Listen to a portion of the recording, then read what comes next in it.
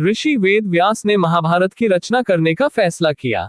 उन्होंने सोचा कि वे महाकाव्य लिखेंगे और कोई इसे लिख सकता है, लेकिन महान महाकाव्य को कौन लिखेगा। सावधानी पूर्वक खोज करने के बाद वेद व्यास ने ज्ञान के देवता गणेश को चुना। व्यास ने कहा, केवल आप ही महाकाव्य को मेरे द्वारा सुनाए जाने के समय लिख सकते हैं, मेरे प्रभु। गणेश व्यास के अनुरोध पर तुरंत सहमत हो गए। उन्होंने कहा, लेकिन मेरी एक शर्त है, आपको मुझे बिना रुके महाकाव्य सुनाना होगा। जिस क्षण आप रुकेंगे मैं भी रुक जाऊंगा और चला जाऊंगा। वेद व्यास ने शर्त मान ली और लंबी श्रुतलेखिका शुरू हो गई। यह अब तक ज्ञात सबसे लंबी श्रुतलेखिका थी। व्यास ने 10 लाख श्लोकों का पाठ किया, जिसे गणेश ने लिख लिया। यही कारण है कि महाभारत में वेद व्यास द्वारा लिखी गई श्रुतलेखिका में विराम दर्शाने के लिए कोई अल्पविराम नहीं है।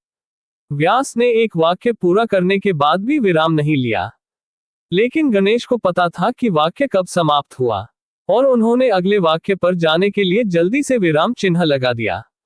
ऋषि वेद व्यास एक बुरे व्यक्ति थे। लगातार लिखते रहने से वे थक जाते थे। कभी कभी उन्हें एक ब्रेक की सख्त जरूरत होती थी। ऐसे समय में वे कई कठिन शब्दों का इस्तेमाल करते थे, यहाँ तक कि गणेश को भी वे कठिन लगते थे। जैसे ही गणेश अपना सिर खुजलाते, बूढ़े ऋषि गहरी सांस लेते और ताकत पाने के लिए जल्दी से पानी पी लेते।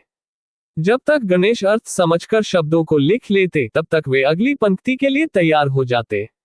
इसलिए वे कहते हैं, महाभारत में कभी कभी हमें कठिन अंश मिलते हैं जो अन्यथा सरल होते हैं। इन अंशों को व्यास के ब्रेक के रूप में जाना जाता है।